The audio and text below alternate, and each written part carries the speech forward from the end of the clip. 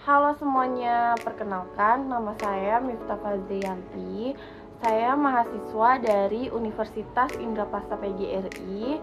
Pada kesempatan video kali ini, saya ingin membuat video tentang bagaimana seorang guru mengajar melalui media, melalui pembelajaran menggunakan media. Pada kesempatan kali ini saya diberikan tugas oleh dosen pengampu saya, Bapak Dr. Ramadona, yang mengajar mata kuliah PKM atau pembinaan kompetisi mengajar. Pada kesempatan kali ini saya ingin membuat video tentang mata pelajaran ilmu pengetahuan sosial, di mana materinya itu yang saya ambil tentang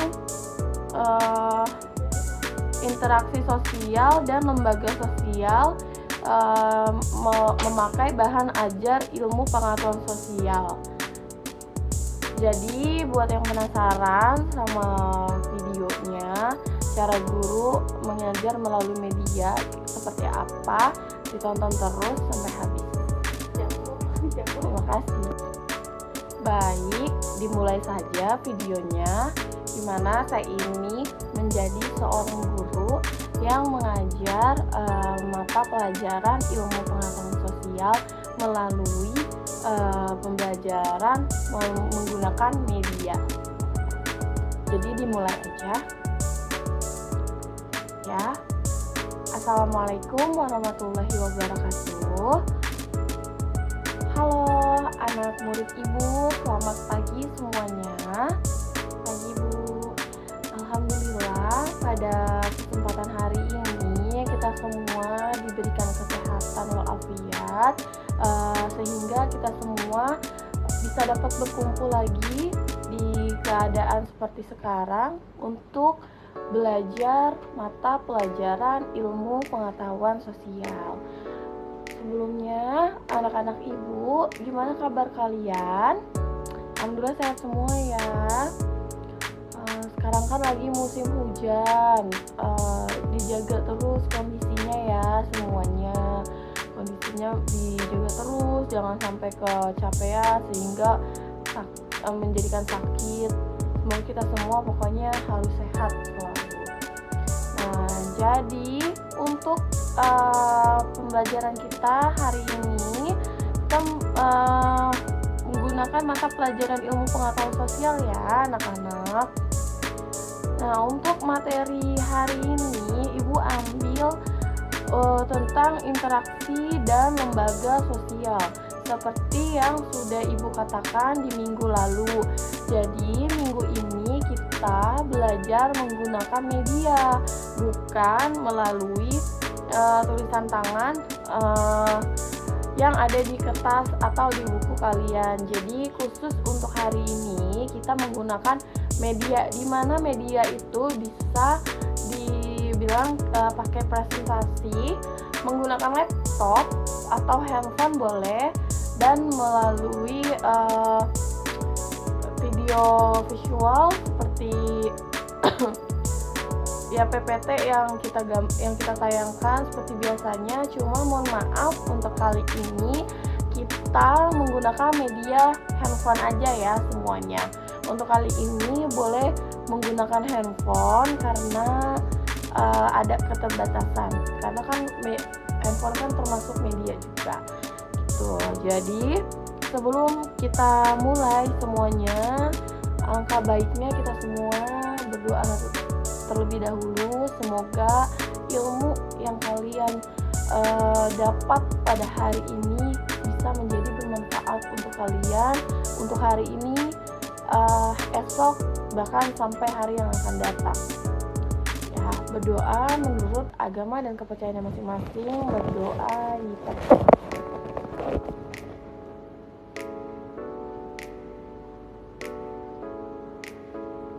ya, berdoa selesai. Oke, sekarang di sini apa ada yang mau untuk presentasi ke depan melalui handphone? Nggak apa-apa Ayo boleh, kalau tidak ada yang berani boleh ibu aja, nggak apa-apa yang presentasi. Cuma kalian nanti ini ya disimak, nanti akan ada sesi pertanyaan dari ibu. Jika nanti kalian bisa menjawab pertanyaan dari ibu, kalian akan mendapatkan poin dari ibu ya. Sekarang ibu mau membahas dulu tentang bahan ajar ilmu pengetahuan sosial atau IPS. Materinya itu yang ibu ambil hari ini adalah interaksi sosial dan lembaga sosial. Jadi di sini tuh ada pengertian interaksi sosial. Apa sih pengertian interaksi sosial itu? Interaksi sosial adalah hubungan timbal balik antara individu dengan individu, individu dengan kelompok, atau kelompok dengan kelompok. Nah, di sini juga dijelaskan ada ciri-ciri interaksi sosial. Yang kalian tahu ciri-ciri interaksi sosial itu kira-kira ada berapa? Ayo, ada yang bisa nggak? 5 Bu, salah. Jadi interaksi sosial ini ada 4 ya teman-teman. Coba yang pertama apa? Yuk kita sebut bareng-bareng. Yang pertama ada pelaku lebih dari 1 orang. Yang kedua adanya komunikasi. Yang ketiga adanya tujuan. Dan yang keempat adanya waktu. Jadi ciri-ciri dari interaksi sosial itu dibagi menjadi 4. Tadi yang pertama apa? Yang pertama pelaku lebih dari 1 orang. Yang kedua adanya komunikasi. Yang ketiga adanya tujuan. Dan yang keempat adanya waktu. Nah, lalu di sini dijelaskan faktor pendorong dari interaksi sosial. Di sini juga disebutkan ada 4. Yang pertama imitasi atau meniru. Yang kedua sugesti atau pengaruh dari orang lain. Yang ketiga identifikasi atau keinginan menjadi seperti orang lain. Dan yang keempat simpati dan empati. Jadi ciri-ciri dan faktor itu sama, ada 4 bagiannya. Nah, di sini juga ada lembaga sosial. Apa sih lembaga sosial itu? Lembaga sosial adalah sistem norma untuk mencapai tujuan tertentu dalam masyarakat. Contoh lembaga sosial di sini disebutkan ada 5 contoh. Yang pertama keluarga, pendidikan, ekonomi, agama, dan politik. Jadi itu ya. Diingat-ingat lagi, tadi ciri-ciri interaksi sosial ada 4 bagian. Faktor pendorong interaksi sosial juga ada 4. Yang membedakan itu adalah contoh dari lembaga sosial, yaitu ada 5. Nah, di sini juga ibu mau menjelaskan tentang keunggulan dan keterbatasan antar uang dalam bidang ekonomi. Nah, di sini ada pengertian keunggulan dan keterbatasan. Keunggulan itu adalah sumber daya atau kemampuan yang dimiliki daerah, sedangkan keterbatasan adalah hambatan atau kekurangan sumber daya dalam suatu wilayah. Nah, di sini ada pengaruh keunggulan dan keterbatasan dibagi menjadi 3 bagian. Yang pertama, terjadinya kerjasama ekonomi antar daerah. Yang kedua, kegiatan perdagangan antar wilayah. Dan yang ketiga, terciptanya ketergantungan ekonomi.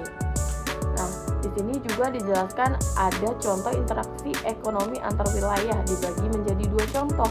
Yang pertama, pengiriman hasil pertanian dari desa ke kota.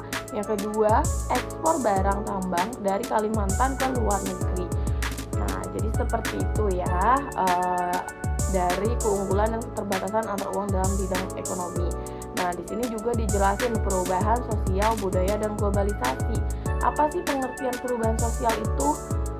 Perubahan sosial adalah perubahan dalam struktur dan fungsi masyarakat.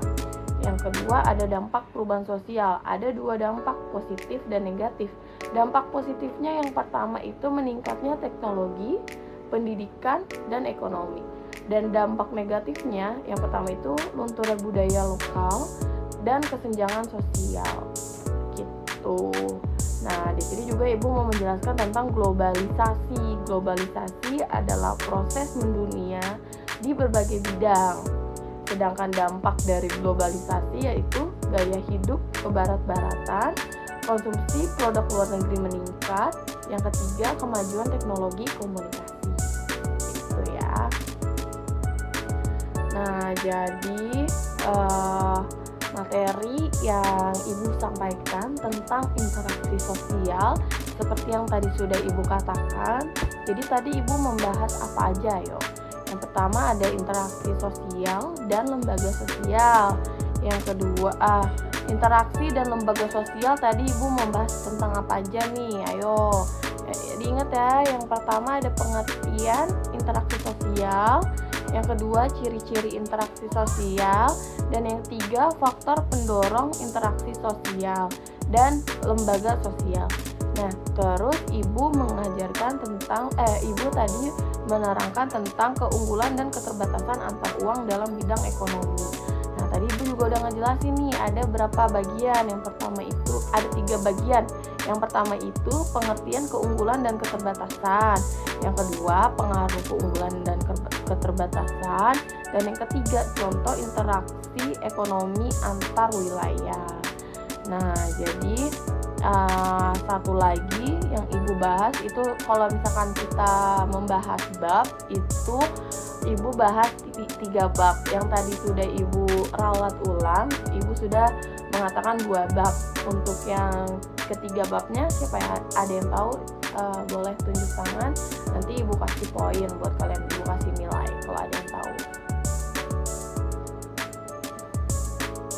Ayo, siapa yang ingin mau tunjuk tangan? Tadi siapa yang mendengarkan? Ibu bab 3 itu Ibu bahas apa? Ayo. Nah, Kinan bisa. Baik, coba sebutkan Kinan. Apa saja tadi yang sudah materi Ibu sampaikan di bab 3 tentang perubahan sosial, budaya, dan globalisasi. Tadi yang Ibu sampaikan, yang Ibu presentasikan, tadi Ibu bahas apa aja?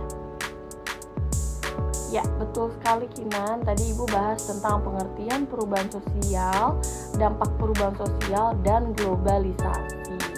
Ya, jadi yang dapat poin hari ini hanya Kinan ya, karena kalian tidak ada yang menjawab lagi, cuma Kinan aja. Tapi nggak apa-apa, nggak perlu khawatir. Sekarang Ibu pengen tahu nih, pengen mengasih soal ke kalian, pertanyaan ya, apa yang tadi telah Ibu presentasikan. Kalian semoga semuanya menyimak. Hari ini Ibu akan mengasih tugas kepada kalian tentang apa yang tadi Ibu presentasikan. Nah, tugasnya itu karena hari ini kita belajar menggunakan media. Jadi yang Ibu mau itu untuk hari ini apa yang telah Ibu presentasikan semuanya kalian jadikan media berbentuk video. Jadi di dalam video itu kalian harus membuat tentang semua apa materi yang sudah Ibu sampaikan tadi ya. Pokoknya kayak tadi kan ada pengertian interaksi sosial, globalisasi, terus faktor pendukung, terus lembaga sosial, dampak negatif dan positifnya seperti apa. Nah, itu yang Ibu mau kalian semuanya dari materi itu kalian bikin dalam bentuk video gitu ya. Jadi di dalam video itu kalian menjelaskan semuanya. Kalau ada tambahan-tambahan kayak untuk editan-editan yang lain itu adalah sebagai nilai plus ya buat Ibu untuk kalian. Nah, jadi seperti itu ya teman-teman semuanya, anak-anak Ibu yang Ibu banggakan. Jadi cukup untuk apa yang telah Ibu sampaikan pada materi pelajaran hari ini. Semoga kalian bisa menyimpulkan dan menyimaknya dengan baik sehingga kalian bisa paham bagaimana tentang interaksi sosial seperti itu. Nah, karena hari ini pembelajarannya sudah selesai, karena kita tadi menggunakan handphone untuk medianya, sekarang kan sudah selesai nih pembelajarannya. Coba ayo semuanya handphonenya ditaruh kembali di tas kalian semua. Tidak boleh ada yang menggunakan handphone ya. Setelah ini kan masih ada mata pelajaran yang lain kan dari guru yang lain. Jangan sampai menggunakan handphone kecuali itu ada perintah dari guru kalian. Seperti saat ini pembelajaran melalui media. Harusnya kita pakai InFocus kita bahas bareng-bareng, tapi mohon maaf untuk hari ini fokusnya terkendala, makanya kita hari ini menggunakan handphone saja ya. Jadi itu saja yang bisa Ibu sampaikan. Mata pelajaran hari ini kita membahas interaksi sosial ya. Untuk temanya seperti itu, interaksi sosial. Jadi semoga apa yang telah Ibu sampaikan hari ini jadi bermanfaat untuk kita semuanya, untuk murid-murid Ibu yang Ibu banggakan ya. Jadi Ibu cukupkan untuk hari ini. Sekian ya dari Ibu. Apabila Ibu ada kesalahan dalam kata dan penyampaian, mohon dimaafkan ya. Semoga kalian semua menjadi anak yang pandai, sukses, dan sehat. Wassalamualaikum warahmatullahi wabarakatuh. Baik, seperti itu video saya bagaimana jika nanti saya menjadi seorang guru mengajar murid saya menggunakan media. Jadi kalau misalkan memang tidak ada fokus ya saya menggunakan handphone. Tapi kan tidak semua anak murid menggunakan handphone ya. Cuma karena ini lewat video saya ingin mencontohkannya yang lebih mudah aja. Karena juga laptop saya lagi ada di kantor, tidak kebawa pulang ke rumah